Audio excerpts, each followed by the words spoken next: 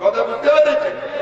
উচ্চ স্বরে সবাই আমার সাথে বলেন, ভিতরে বাইরে যারা আছেন, নামাজ পড়তেই, রোজা রাখতেই, ধন সম্পদ থাকলে হজ করতেই, ধন সম্পদ থাকলে জাকাত দিতেই, কালমা শরীফ আদায় করতেই, পিতা মাতার খেদমত করতেই, পুরুষ পুরুষের ভাবে পর্দা, মহিলা মহিলার ভাবে পর্দা মোতাবেক চলতেই, এক কথায় কুরআন সুন্নাহ ভিত্তিক জীবন ব্যবস্থার মধ্য দিয়ে জীবন অতিবাহিত করতেই, আল্লাহ রাসূলের দরুদ পড়তে, এক কথায় কুরআন সুন্নাহর হুকুম আহকাম মোতাবেক চলতে, এবং মদ গাঁজা থেকে শুরু করে, জিনা থেকে শুরু করে পৃথিবীতে যত রকমের মন্দ কাজ আছে, আল্লাহ রাব্বুল আলামিন সবাইকে সেই মন্দ কাজ থেকে মুক্ত থাকার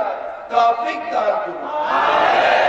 এই পবিত্র ঈদে মিলাদুন নবী সাল্লাল্লাহু আলাইহি ওয়াসাল্লামের ওয়াসিলায় কুরআন সুন্নাহ ভিত্তিক জীবন ব্যবস্থার মধ্য দিয়ে মুমিন মুসলমান হওয়ার তৌফিক আল্লাহ সবাইকে দান করুন।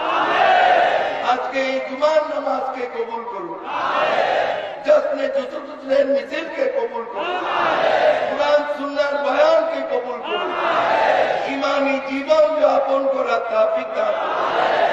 এই যে রোদ্রে পড়ছে, এই রোদ্রের তাপ থেকে হুজুরে নূরের ওয়াসিলায় হাসরের ময়দানে 12 সূর্যের তাপ থেকে আল্লাহ সবাইকে হেফাজত করুন।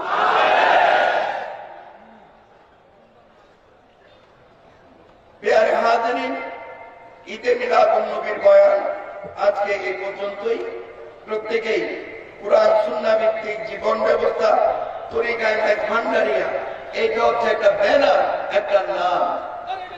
আমি এই মাঠে আগেও বুঝিয়েছি, এই চিৎকার করে নেন, কথা বুঝতে পেরেছেন?